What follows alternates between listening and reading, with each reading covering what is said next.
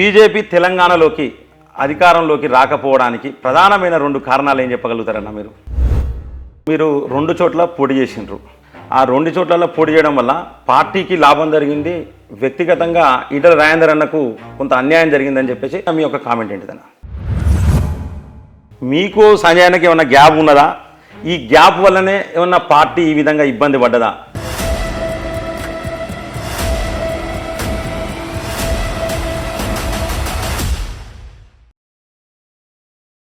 Political vibes YouTube ప్రేక్షకులందరికీ నమస్కారం. మీ అందరూ కూడా ప్రతిరోజు మార్నింగ్ లైవ్లో ప్రతి ఒక్కరు కూడా ఈటల రాజేందర్ అన్న ఇంటర్వ్యూ ముందర చేయాలని చెప్పేసి మీరు కోరడం జరిగింది. ఆ విధంగానే నేను ఇన్ని రోజులు ఆగి ఈటల రాజేందర్ అన్న ఇంటర్వ్యూ చేయడానికి ఈటల రాజేందర్ అన్న ఇంటికి వచ్చిన. ఈటల రాజేందర్ అన్న కూడా అంటే జనరల్గా ఏంటంటే ఇది మీరు అడిగే ప్రశ్నలే నేను ఈటల రాజేందర్ అన్న అడుగుతా ఇప్పుడు. సో ఈటల రాజేందర్ అన్న కూడా ఖచ్చితంగా సమాధానం చెప్తారని చెప్పేసి మనం ఆశిద్దాం. స్టార్ట్ చేద్దాం, ఇక ఇంటర్వ్యూ స్టార్ట్ చేద్దాం. అన్న నమస్తే. అన్న ఎట్లా ఉన్నారు?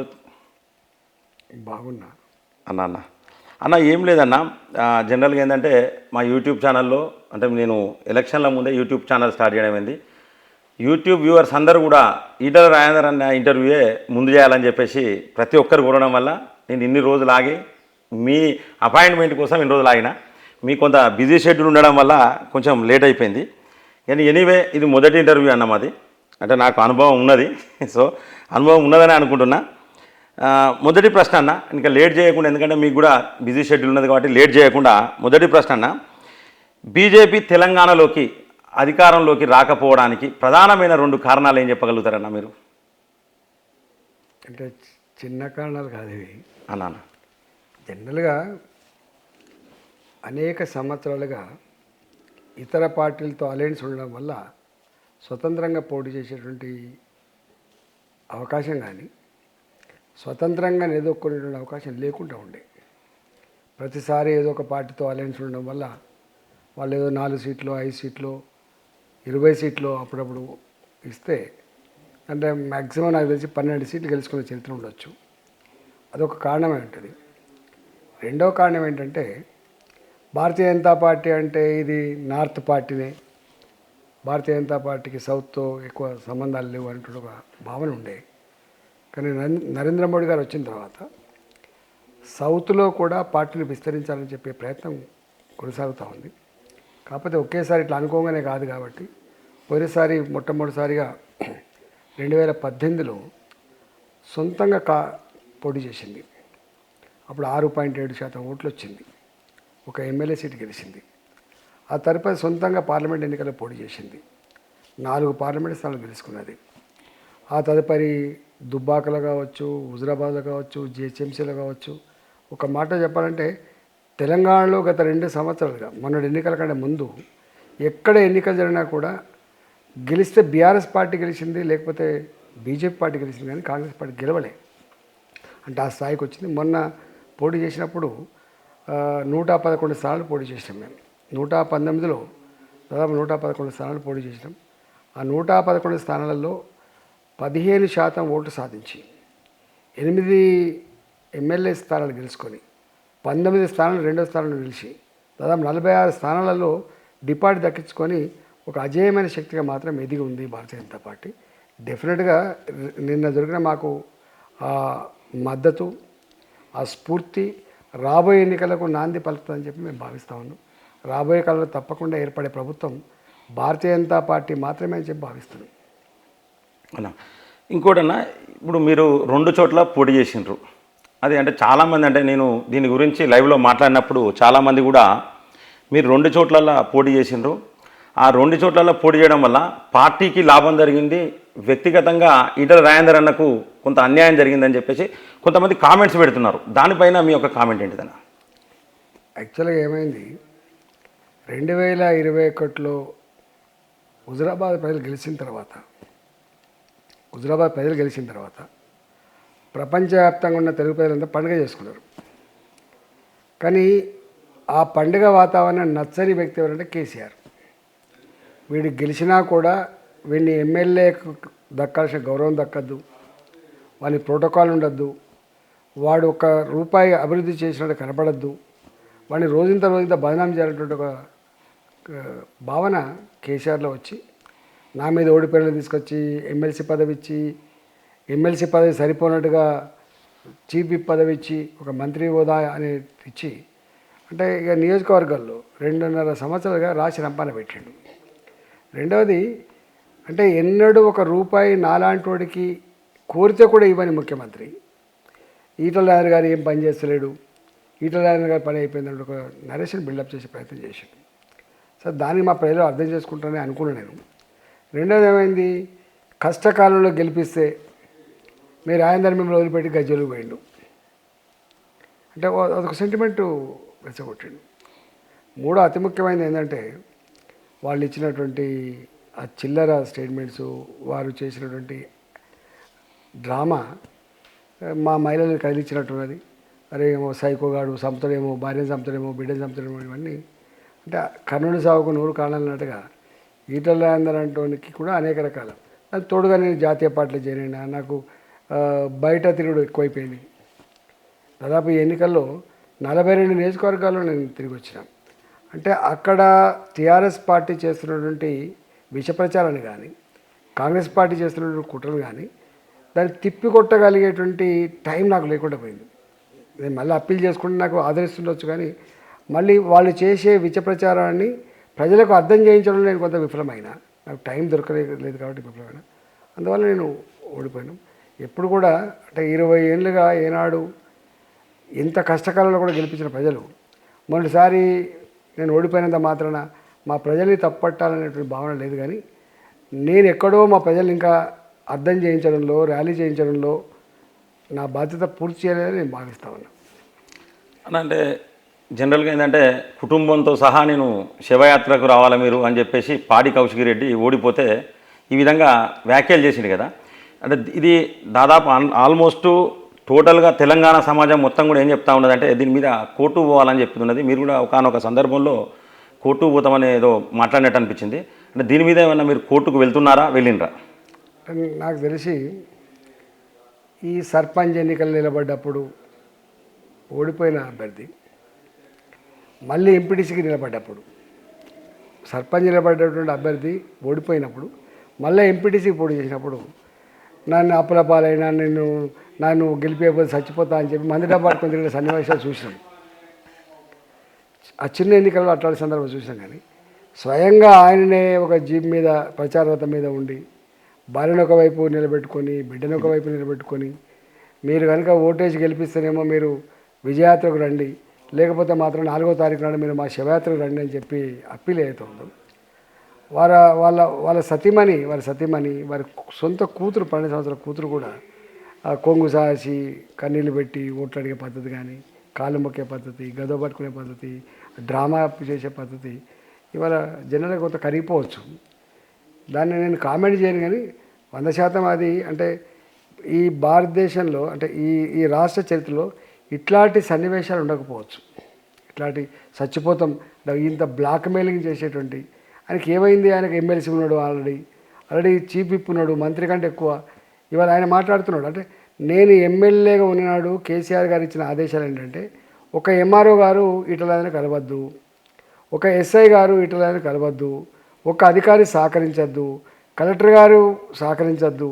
అంటే ఒక్క మాటలో చెప్పాలంటే ఎమ్మెల్యే అంటోడు ఉత్సవ విగ్రహం అని చెప్పినటువంటి వ్యక్తి కేసీఆర్.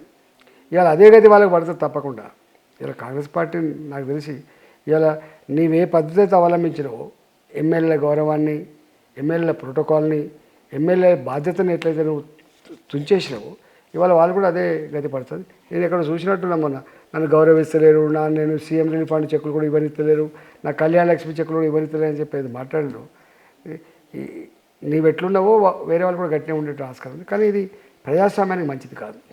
దాని మీద కోర్టుకు తప్పకుండా వెళ్ళాలని చెప్పి చాలామంది అంటే లక్షలాది మంది అభిమానులు అన్న తప్పకుండా దీని మీద కోర్టుకు పోవాలని చెప్పారు. కోర్టుకు పోయినాం మేము. కోర్టుకు పోయినా పోయినాం. ఓకే అన్న, ఇది ఒక ముఖ్యమైన ప్రశ్న అన్న, మీరు నన్ను ఏమనొద్దు మరి, ఎందుకంటే ఇది నేను అడిగేది కాదు, తెలంగాణ సమాజం మొత్తం కూడా అడుగుతుంది. అంటే చాలామంది మీ యొక్క అభిమానులు కావచ్చు, ఇంకా వేరే వాళ్ళ అభిమానులు కావచ్చు, మీకు సంజయ్ అన్నకి ఏమన్నా గ్యాప్ ఉన్నదా?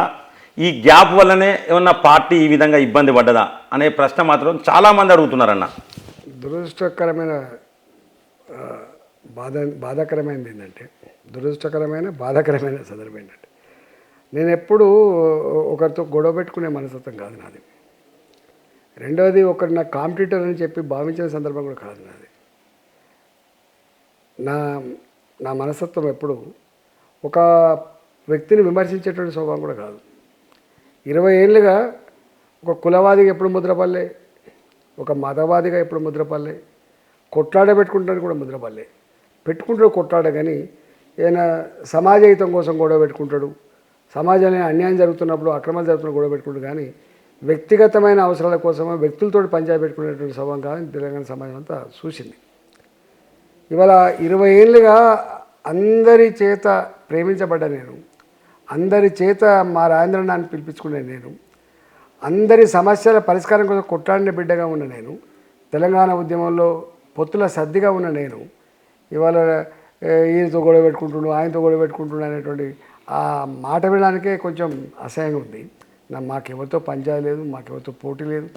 నేను వచ్చిన ఈ పార్టీలకు నా స్థాయి లాంటి వ్యక్తి, నా స్థాయి ఏందో, నా కెపాసిటీ ఏందో తెలంగాణ సమాజం తెలుసు కాబట్టి వచ్చిన. మాకు అట్లాంటిది ఏం లేదు. కవిత అరెస్ట్ కాకపోవడం ఏమన్నా భారతీయ జనతా పార్టీ మీద ఏమన్నా ప్రభావం అనేది ఏమన్నా భారతీయ జనతా పార్టీ పైన పడ్డదన్న తెలంగాణలో? అయితే నేను చెప్పడం కాదు, కానీ వాస్తవంగా కవిత అరెస్ట్ సంబంధించిన ఇష్యూ మాది కాదు. ఆమె లిక్కర్ కేసులో ఇన్వాల్వ్ అయితే ఆ లిక్కర్ కేసును శోధిస్తున్నటువంటి సంస్థలు ఏమవుతున్నాయో, అది ఈడీ కావచ్చు, లేకపోతే సిబిఐ కావచ్చు, అలాంటి సంస్థలు దర్యాప్తు చేస్తాయి. అలాంటి సంస్థలే యాక్షన్ తీసుకుంటాయి తప్ప మనం చేసుకునేది కాదు. మాకు సంబంధం కూడా లేదు వాస్తవంగా. అన్న ఇప్పుడు జనరల్గా ఎలక్షన్లకు ముందు అంటే కొన్ని రోజులైతే బీజేపీ హవా అయితే బాగుండే. ఎప్పుడైతే పొంగులేటి శ్రీనివాసరెడ్డి గారు కాంగ్రెస్లో పోయినరో అప్పటి నుండి ఒక దారి పడ్డట్టు అయిందని ప్రజలందరూ అంటున్నారు, నేను కాదనేది ప్రజలందరూ. ఎందుకంటే పొంగులేటి శ్రీనివాసరెడ్డిని ఎప్పుడైతే ఆయన కాంగ్రెస్లో పోయిండో అది దారి పడ్డది. సో అక్కడ నుండే కాంగ్రెస్ అనేది కొంత హైప్ క్రియేట్ అయిందనే మాట చాలామంది అంటున్నారు. దీనిపైన మీ యొక్క కామెంట్ ఏంటిదన్నా? యాక్చువల్గా కవిత లిక్కర్ ఇష్యూ యావత్ తెలంగాణ సమాజంలో చర్చ అయింది, చాలా సందర్భం చర్చ అయింది. ఢిల్లీ ఉప ముఖ్యమంత్రి సిసోడియా గారిని అరెస్ట్ చేసిండ్రు, ఢిల్లీ ముఖ్యమంత్రి కూడా అరెస్ట్ చేస్తారని చెప్పి అంటున్నారు. మరి కవితను ఎందుకు అరెస్ట్ చేస్తలేరు ఒక చర్చ జరిగింది. దానికి తోడుగా మా వ్యతిరేక శక్తులు ఏవైతే ఉంటాయో, కాంగ్రెస్ పార్టీ కావచ్చు, ఇతర వ్యక్తులు కావచ్చు, మా మీద ఒక ప్రచారం చేసిండ్రు. కవితను అరెస్ట్ చేయకుండా ఉండడానికి కారణం బీఆర్ఎస్ బీజేపీ లోపాయికారి ఒప్పందం చేసుకున్నది. ఇక్కడ ఆ ఇష్యూలు బాగా ఫ్లేరప్ చేసింది మేమే, ఇష్యూలు ప్రజాక్షేత్రంలో చెప్పింది మేమే. కాబట్టి అంటే ప్రజలందరూ ఏం ఎదురు చూసిందంటే తప్పకుండా కేంద్ర ప్రభుత్వం ఏదో యాక్షన్ తీసుకుంటుందని చెప్పి ప్రజలు భావించిన సందర్భంలో ఎప్పుడైతే అరెస్ట్ కాలేదో, 2 సార్లు 3 సార్లు పోయి 5 గంటలకు అరెస్ట్ అవుతుంది, 4:30కు అరెస్ట్ అవుతుంది, మెడికల్ టెస్ట్ అయిపోయింది, ఇదైందని చెప్పి ఏదైతే ఉత్కంఠ ఉందో, అంటే పాకిస్తాన్ ఇండియా 2020 మార్చ్ మ్యాచ్ కంటే ఎక్కువ చూసిండ్రు. అది జరగకపోయేవారికి ఏంటంటే ఒకసారి నిర్వీర్యం అయిపోయింది. దాంట్లో తప్పేం లేదు, నిర్వీర్యం అయిపోయింది. వాస్తవంగా ఇవాళ ఆ ఇష్యూనే రాజకీయాలకి మలుపు తిప్పినాయి. భారతీయ జనతా పార్టీ అప్పటిలాగా బ్రహ్మాండంగా ఉంటుంది. భారతీయ జనతా పార్టీ వీళ్ళిద్దరూ ఒకటే అనే భావన కల్పించడంలో కాంగ్రెస్ పార్టీ సక్సెస్ అయింది. కొంతమంది వ్యక్తులు కావచ్చు, కొంత మీడియా కావచ్చు పనిగట్టుకొని ఆ విషయాన్ని ప్రజల మెదళ్ళలో ఇన్కల్కేట్ చేసింది కాబట్టి, నాటింది కాబట్టి దాని మీద ప్రజలు నమ్మిండ్రు. దాన్ని తీసేయడంలో, నివృత్తి చేయడంలో మీకు కొంత ఎక్కడో వెనుకబడి ఉన్నాం కాబట్టి డెఫినెట్గా ఆ ఇష్యూనే మాకు ప్రధాన కారణం. అన్న మీరు గతంలో బీఆర్ఎస్లో అదే టీఆర్ఎస్లో ఉన్నప్పుడు మీరు ఆర్థిక శాఖ మంత్రిగా ఉండే, అంటే మీకు ఈ లెక్కల గురించి అయితే దాదాపు నాకు తెలిసి అయితే మీకు పర్ఫెక్ట్గా తెలిసి ఉంటాయి. ఇప్పుడు కాంగ్రెస్ ఏవైతే గ్యారంటీలు ఇచ్చిందో, గ్యారంటీ అంటే 6 గ్యారంటీలను ఇచ్చింది, దాంట్లో 13 పథకాలు ఉన్నాయి. అలాగే మొత్తం దాదాపు 400 చిల్లర ఏదో హామీలు ఇచ్చినట్టు. ఒకవేళ ఈ హామీలన్నీ కనుక నెరవేర్చాలంటే కాంగ్రెస్ ఎన్ని లక్షల కోట్ల అప్పులు చేయాల్సి వస్తుందన్న? అప్రాక్సిమేట్లీ చెప్పండి దయచేసి. యాక్చువల్గా సరే హామీలు అయితే ఇచ్చిండ్రు, ఏది పడితే అదే హామీలు ఇచ్చే అధికారం ఎవరికి లేదు వాస్తవంగా. కానీ ఎన్నికల ముందు ఎందుకో అన్ని పార్టీలు ఓట్లను రాబట్టడానికి ఎన్ని అబద్ధాలైనా ఆడి ఎన్ని హామీలైనా ఇచ్చి అధికారం రావాలని చెప్పి ప్రయత్నం చేస్తున్నారు. కానీ ఇక్కడ నాకు తెలిసి ఈ గవర్నమెంట్ రావడానికి ఈ కాంగ్రెస్ పార్టీ హామీల మీద వచ్చిందని ఒక్కదాని మీదనే వచ్చిందని అనుకోండి. కానీ ఎక్కడో కేసీఆర్ను బలంగా ప్రజలంతా కోరుకున్నారు ఓడిపోవాలని. కేసీఆర్ని ఓడగొట్టాలని చెప్పి ప్రజలు భావించారు కాబట్టి వాళ్ళకు ఓట్లేసిండ్రు. ఇవాళ కాంగ్రెస్ పార్టీ ఎన్నికల ముందు ఏ హామీలు అయితే ఇచ్చిందో ఆ హామీలు అమలు చేయగలిగినటువంటి సత్తా ఇప్పటి బడ్జెట్కు ఇప్పటి ఆర్థిక పరిస్థితి అయితే లేదు నాకు తెలిసి. ఇంకా 20 ఏళ్ళకు కూడా ఇంత బడ్జెట్ వస్తుందని ఇంత ఖర్చును భరించగలిగే స్తోమత ఉంటుందని అయితే నేను భావించట్లేదు. నేను ఒక ఎగ్జాంపుల్ చెప్తాను. సరే వాళ్ళకి చాలా హామీలు ఉన్నాయి, దాని జోలికి నేను పోను. కొత్త ప్రభుత్వం మంచిగా పనిచేయాలని చెప్పి కోరుకుంటున్నా, హామీలు అమలు చేయాలని కోరుకుంటున్నా. కానీ కేసీఆర్ గారు కూడా 2018 ఎన్నికల కంటే ముందు హామీలు ఇచ్చిండు. నిరుద్యోగులకు 3,116 రూపాయలు ఇస్తా, ఫస్ట్ 5 సంవత్సరాల కాలంలో మీకు ఇల్లు కట్టించలేకపోయినా బ్రహ్మాండమైన ఇల్లు కట్టిస్తా, మూడవది రైతాంగానికి మీకు ₹1,00,000 రుణమాఫీ చేస్తా, ఇలాంటి హామీలను కూడా ఇచ్చాడు. కానీ 4.5 సంవత్సరాలు గడిచింది. ధనిక రాష్ట్రం అని చెప్పిన కేసీఆర్, రాజదాల్చుకుంటే దెబ్బలకు కొదవా ఉందని చెప్పేటట్టు కేసీఆర్ అమలు చేయలేదు రైతు రుణమాఫీని. చివరికి హైదరాబాద్ ఉన్న రింగ్ రోడ్, మీరు వచ్చిన రింగ్ రోడ్ అమ్ముకొని హైదరాబాద్ ఉన్న కొన్ని భూములు అమ్ముకుంటే తప్ప కొన్ని డబ్బులు వస్తే వడ్డీలకే సరిపోయాయి, మొత్తం కూడా డబ్బులు కట్టలే. అంటే ₹1,00,000 రుణమాఫీ చేయడానికే కేసీఆర్ దగ్గర డబ్బులు లేకపోతే గా నిరుద్యోగ యువతకి ఏ హామీ అయితే ఇచ్చిండో హామీల అమలు కోసమే డబ్బులు లేకపోతే చివరికి ముసలోళ్ళకి ఇచ్చే పెన్షన్ కూడా ఈ నెల పెన్షన్ వచ్చే నెల ఇచ్చే పరిస్థితి వస్తాయి. ప్రభుత్వ ఉద్యోగులకు కూడా రాష్ట్ర ఖజానాలో పైసలు లేవు, మరి మీరు అడ్జస్ట్ చేసుకోవాలి కదా అని చెప్పి ఫస్ట్ వీక్లో కొన్ని జిల్లాలకు, సెకండ్ వీక్లో కొన్ని జిల్లాలకు, మూడో వారంలో కొన్ని జిల్లాలకు, చివరి వారంలో కూడా కొన్ని జిల్లాలకు జీతాలు ఇచ్చిన పరిస్థితి చూస్తూ ఉంటే గప్పటికి ఈ పరిస్థితి ఉంటే, అంటే నేను సంకల్ప బలం ఉన్నవాడిని, నేను స్టబ్బన్గా ఉన్నవాడిని, నేను ఈ దేశంలో చాలా పటిష్టంగా ఉన్న ముఖ్యమంత్రి అని చెప్పుకునేటువంటి కేసీఆర్ అమలు చేయకపోతే మరి వీళ్ళు గిన్నిటిని అమలు చేస్తారని అయితే లేదు. అన్న, ఇది చాలా ఇంపార్టెంట్ ప్రశ్న. ఈ ప్రశ్నకు కూడా మీరు ఏమన్నది, ఎందుకంటే సమాధానం కంపల్సరీ ఈ ప్రేక్షకులకు, యూట్యూబ్ ప్రేక్షకులకు కావచ్చు, అలాగే తెలంగాణ సమాజానికి సమాధానం చెప్పాలి. కొన్ని రూమర్స్ వస్తూ ఉన్నాయి, అంటే నేత అది రూమరే అనుకుంటున్నా, ఎందుకంటే వ్యక్తిగతంగా మిమ్మల్ని చూస్తూ వస్తున్నాం కాబట్టి. ఈటల రాజేందర్ అన్న పార్టీ మారుతుండా? స్ట్రేట్ క్వశ్చన్ అన్న ఇది. యాక్చువల్గా అంటే రోజు నేనే టార్గెట్, ఎవ్రీడే. ఇవాళ కూడా ఎవ్రీడే కాంగ్రెస్ వాళ్ళకు నేనే టార్గెట్, బీఆర్ఎస్ పార్టీకి నేనే టార్గెట్, కొంతమంది సంకుచితమైన వ్యక్తులకు కూడా నేనే టార్గెట్. రోజు రాస్తున్నప్పుడు రోజు చెప్తున్నప్పుడు ఏం సమాధానం చెప్పుకుంటే చెప్పండి. ఇప్పుడు ఈ ఒక ప్రభుత్వం గురించి సంజయ్ అన్న కామెంట్ చేసిండు కూలుతుంది అని చెప్పేసి. మీరు అసలు ఈ ప్రభుత్వము ఇట్లనే స్థిరంగా ఉంటుందా, కూలుతుందా? ఎందుకంటే వీళ్ళకు స్పష్టమైన స్థానాలు కూడా ఉన్నట్టుగానైతే కనిపిస్తలేదు. 64+1 వాళ్ళ మిత్రపక్షం ఉన్నట్టున్నది. సో స్పష్టంగానైతే మెజార్టీ అయితే పెద్ద ఎత్తున లేదు. ఎప్పుడు పోయినా కూడా రేవంత్ రెడ్డి గారు ఎవరో ఒక మంత్రిని తీసుకొనే పోతూ ఉన్నాడు ఎటువైనా. అంటే మీ ఆలోచన ప్రకారం, అంటే మీకు చాలా అనుభవం ఉన్నది. ఒక మాట, ప్రజలు ఓట్లేసి గెలిపించుకున్న ప్రభుత్వం అది, ప్రజలు తెచ్చుకున్న ప్రభుత్వం అది. 24 మంది సొంతంగా గెలిచి ఒక స్థానాన్ని వాళ్ళ మిత్రపక్షం గెలుచుకొని 65 స్థానాలు ఉన్నాయి. 65 స్థానాలు ఉన్నటువంటి ఒక ప్రభుత్వం కూలగొట్టాలని చెప్పి ఎవరైనా భావిస్తే అది మంచిది కాదు. ప్రజాస్వామ్యం మంచిది కాదు, ప్రజలు కూడా హర్షించారు అది. ఎవరైనా అట్లాంటి కుట్రలు చేసినా అట్లాంటి కుట్రలే మంచిది కాదు. ఇలా కేసీఆర్ గారికి ఎందుకు వ్యతిరేకత వచ్చింది? 2018 ఎన్నికల్లో 88 స్థానాలు గెలిచి 2 స్థానాలు వాళ్ళ రెబల్ అభ్యర్థులు గెలిచిన, అంటే 90 స్థానాలు, 119 స్థానాలు 90 స్థానాలు గెలిచినప్పటికి కూడా కాంగ్రెస్ పార్టీలో ఉన్నటువంటి 19 మంది ఎమ్మెల్యేలలో 12 మంది శాసనసభ్యులని తీసుకొచ్చుకున్నాడు. అవసరం లేకుండా తీసుకొచ్చుకున్నాడు. ప్రజలు హర్షించలే. అంటే అనేక కారణాలలో ఇదొక కారణం. నేనేమంటున్నా, ఒకవేళ కేసీఆర్కి అంటే 10 ఏళ్ళు అధికారం చెలాయించరు, ఇంత తొందర ఏమొచ్చింది? మళ్ళీ వాళ్ళని దించే అధికారం ప్రజలకుంటే తప్ప కుట్రలకు కుతంత్రాలతో కూడినటువంటి పార్టీలకు మాత్రం ఉండదని నేను అనుకుంటున్నాను. ఎందుకంటే మళ్ళీ రేపు వాళ్ళు హామీలు ఇచ్చిండ్రు, వాళ్ళు హామీలు అమలు చేయకపోతే, గొప్ప పరిపాలన చేయకపోతే, ప్రజల హృదయాలను గెలుచుకునేటువంటి ఆచరణ కనుక వాళ్ళు లేకపోతే దించాల్సింది ప్రజలు తప్ప ఏదో ఒక పార్టీ మళ్ళీ కుట్ర చేసి దిస్తుంది అనేటువంటిది ఇది మంచిది కాదు. అది ఆ ఆలోచన మంచిది కాదు. అన్న ఈ మధ్యలో మల్కాజిగిరి కాన్స్టిట్యున్సీలో పార్లమెంట్ సెగ్మెంట్లో మీ పేరు బాగా వినబడుతుందన్న, ఏమన్నా ప్రయత్నంలో ఉన్నట్టా మీరు? నేను బాగా చెప్పినా కదా, మా అధిష్టానం కనుక ఆదేశిస్తే మల్కాజిగిరి నుంచి పోటీ చేస్తా అని చెప్పిన అన్న. అంటే జనరల్గా చాలామంది అంటే మీకు ఒక పేరు అయితే ఉన్నదన్న, ఏం పేరు అంటే ఈటల రాజేందర్ అన్న ఎక్కడ పోటీ చేసినా గెలుస్తాడని అయితే పేరున్నది పార్లమెంట్లో లోక్సభ స్థానానికి.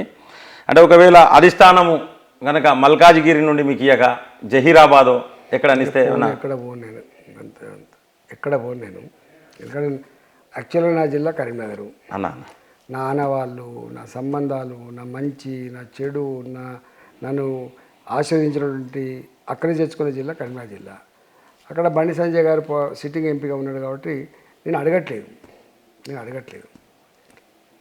మా హుజరాబాద్లో ఉన్నటువంటి కార్యకర్తలు, నాయకులు 20 ఏళ్ళ బంధం వదిలిపెట్టి పోవద్దని చెప్పిన, కరీంనగర్ జిల్లాలో 20 ఏళ్ళుగా అనేక బంధాలు ఉన్నప్పటికీ కూడా వాళ్ళు ఏడుస్తున్నప్పటికీ, వాళ్ళు వద్దన్నా నువ్వు ఇక్కడ ఉండాలని చెప్తున్నప్పటికీ సాధ్యం కాదు అక్కడ.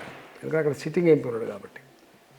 అందుకనే నేను 32 ఏళ్ళ క్రితం ఇక్కడ వచ్చి సెటిల్ అయినా కాబట్టి, తెలంగాణ ఉద్యమంలో ఇక్కడ బ్రహ్మాండ పనిచేసినటువంటి చరిత్ర ఉంది కాబట్టి ఇక్కడ పోటీ చేస్తా అని చెప్పి అడుగుతున్నాను. ఎక్కడో గజ్వెల్ మళ్ళా మెదకు పో, లేకపోతే జైరాబాద్ పో, లేకపోతే ఎక్కడ పోతే అక్కడ పోవడానికి నేను సాధ్యం కాదు. సరే, ఈ పార్లమెంట్ ఎన్నికలు ఒక్కసారి పక్కకు పెడితే లాస్ట్ ప్రశ్న అన్న, ఒక చిన్న ప్రశ్న అడిగితే ఒకటే ప్రశ్న. భవిష్యత్తులో తెలంగాణలో బీజేపీ ఏ విధంగా ఉండబోతుంది, అందులో మీ పాత్ర ఏ విధంగా ఉండబోతుంది? నా పాత్ర ఏ విధంగా ఉండాలో అది పార్టీ తెలుస్తుంది. కానీ నాకు మాత్రం భారతీయ జనతా పార్టీ కేంద్ర నాయకత్వం, ముఖ్యంగా మోదీ గారు కానీ, అమిత్ షా గారు కానీ, నడ్డా గారు కానీ, తెలంగాణ రాష్ట్రంలో భారతీయ జనతా పార్టీ సర్కార్ ఏర్పడాలనే కాంక్ష అవుతుందో నెరవేరుతుందని చెప్పి భావిస్తున్నాను. నెరవేరడంలో నా వంతు పాత్ర కూడా పోషిస్తాను. కొంతమంది రాజకీయ నాయకుల పేర్లు చెప్తాను నేను, ఒక 1 వర్డ్లో మీరు వాళ్ళ గురించి ఆన్సర్ చెప్పండి. అంటే మీ కామెంట్ కానీ మీ అభిప్రాయం కానీ. ఫస్ట్ నరేంద్ర మోదీ గారి గురించి మీ కామెంట్ కానీ అభిప్రాయం. అంటే స్వార్థం లేని మనిషి, ఇవాళ భారతదేశంలో ప్రజల ఆత్మగౌరవాన్ని పెంచిన మనిషి నరేంద్ర మోడీ గారు. స్వార్థం లేని మనిషి, భారత ప్రజల ఆత్మగౌరవ బావుట ఎగిరేసిన మనిషి, ప్రపంచ చిత్రపటం మీద భారత ఔన్నత్యాన్ని, గౌరవాన్ని నిలిపిన మనిషి. ఇవాళ ఇంత కష్టకాలంలో కూడా ప్రపంచవ్యాప్తంగా ఆర్థికంగా అనేక దేశాలు ఇబ్బందులు పడుతున్నా ఇవాళ ఉన్నంతలో ఈ దేశాన్ని ముందుకు నడుపుతున్న వ్యక్తి నరేంద్ర మోడీ గారు. రాహుల్ గాంధీ అంటే వారు ఎప్పుడు పరిపాలించిన అనుభవం లేదు కాబట్టి వారి మీద ఏం కామెంట్ చేస్తా.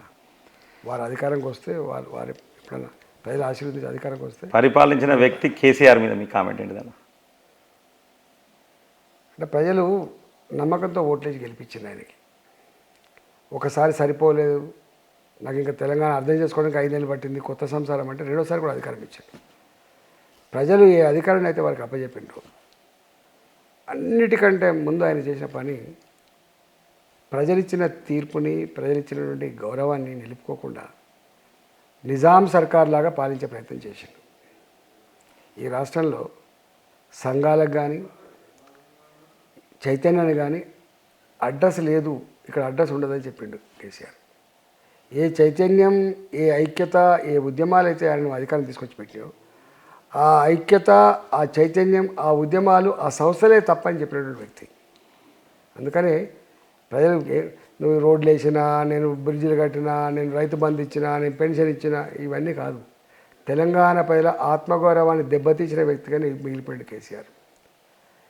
ఒక నిజాం చూడలే కానీ నిజాం కంటే కూడా అధ్వానంగా పాలించిందని చెప్పి భావించారు. అందుకనే కొట్టుడు కొడితే గాలి ఎట్లా కొట్టిందో మీరు చూసిండ్రు, పట పోయినాయి. రేవంత్ రెడ్డి అక్కడ రేవంత్ రెడ్డిని చూడలేదు, అక్కడ ఎవరిని చూడలే. అక్కడ చూసింది ఒకటే, అక్కడ చూసింది కేసీఆర్ ఓడిపోవాలి, ఓడగొట్టడంలో ఎవరెవరు ఎక్కడెక్కడ కనబడితే అక్కడ కొట్టేసిండు. సంజయ్ అన్న మీద మీ కామెంట్ అన్న, వారి గురించి నా కామెంట్ ఉంటుంది. మీ అభిప్రాయం అంటే ఎలాంటి వ్యక్తి పార్టీలో? నెక్స్ట్ మిగిలింది ఏంటంటేనా, జనరల్గా మీరు ఎక్కువ అంటే రాజేందర్ అన్నకు కొంచెం బ్లెస్సింగ్స్ అమిత్ షా నుంచి వెళ్ళి పెద్ద ఎత్తున బ్లెస్సింగ్స్ ఉంటాయంటారు. అమిత్ షా గురించి మీ యొక్క కామెంట్ కానీ అభిప్రాయం కానీ? వాస్తవంగా జాతీయ పార్టీలలో తప్పకుండా ఢిల్లీలో ఎవరో ఒకరు పరిచయం ఉంటారు. నా జైన్ అయినప్పటి నుంచి ఇప్పటి వరకు, జైన్ అయిన రోజు నుంచి ఇప్పటి వరకు అన్ని రకాల ప్రోత్సహించి అనేక కష్టాలు వచ్చినప్పుడు ఉంటాయి భరించవలసిందే అని చెప్పి ధైర్యం చెప్పి నడిపిస్తున్న వ్యక్తి అమిత్ షా గారు. 2.5 సంవత్సరాలుగా ఆయన ఇచ్చిన స్ఫూర్తే ఇక్కడ దాకా తెచ్చింది. ఎన్ని బాధలున్నా ఎన్ని కష్టాలున్నా ఇక్కడ దాకా తెచ్చింది. డెఫినెట్గా వారు ఇచ్చిన ఆ సపోర్ట్ నా అంటే జాతీయ పార్టీలలో మొట్టమొదటిసారిగా చూస్తున్నా, మరవలేంది అది. లాస్ట్ అన్న ఒక్కటే వర్డ్లో ఆన్సర్ చెప్పాలి, అతి ముఖ్యమైనది. జమునమ్మ మీద మీ అభిప్రాయం? అంటే ఎందుకంటే మరి మీతో పాటు పాపం బాగా కష్టపడ్డది కదా. వ్యక్తుల మీద ఏం కామెంట్ చేస్తా. జనరల్గా సమాచార విప్లవం ప్రపంచవ్యాప్తంగా వర్ధిల్లుతుంది. అంటే ఇంత ఎక్స్పెక్ట్ చేయలే. ఇవాళ టీవీలు పేపర్లే కాకుండా యూట్యూబ్ ఛానల్ కావచ్చు, సోషల్ మీడియా కావచ్చు, క్షణాల మీద ప్రపంచంలో జరుగుతున్నటువంటి విషయాన్ని ప్రజలకు చేరవేస్తున్నటువంటి వ్యవస్థలు ఇవన్నీ కూడా. ఈ సందర్భంలో పొలిటికల్ వైబ్స్ ప్రజల ముందుకు రావడం సంతోషకరమైంది. మీ పొలిటికల్ వైబ్స్ని ప్రజలు ఆదరించాలని, ప్రజలు ఆదరించేటువంటి సంస్కృతిని మీరు అలవాటు చేసుకోవాలని చెప్పి కోరుతూ, ఇది ఎదగాలని కోరుతూ, దీంట్లో పనిచేస్తున్న సిబ్బంది అందరికీ కూడా శుభాకాంక్షలు తెలియజేస్తూ, మీ పొలిటికల్ వైబ్స్కి అందులో పనిచేస్తున్నటువంటి మీ సిబ్బందికి ధన్యవాదాలు. అలాగే ఈ యొక్క మల్కాజ్గిరిలో ఈటల రాజేందర్ అన్న ఎంపీగా నిలబడాలని, అలాగే చాలామంది ఏమంటున్నారంటే ఈ యొక్క రాజేందర్ అన్నకు అదృష్టం ముందున్నది, సరే ఒకటి బ్యాడ్ లక్ అయిపోయింది, ఇప్పుడు అదృష్టం ముందున్నది. అంటే మల్కాజిగిరిలో ఎంపీగా నిలబడితే గెలిస్తే కేంద్ర మంత్రి అయ్యే అవకాశాలు నేను కూడా చాలామంది పొలిటికల్ వైబ్స్ యూట్యూబ్ ఛానల్లో కామెంట్లు పెట్టడం జరిగింది. అన్న కేంద్ర మంత్రి కావాలని, అలాగే భారతీయ జనతా పార్టీని మరింత బలోపేతం చేసి ముందుకు తీసుకుపోవాలని కోరుకుందాం. Thank you so much. Thank you అన్న. Thank you so much.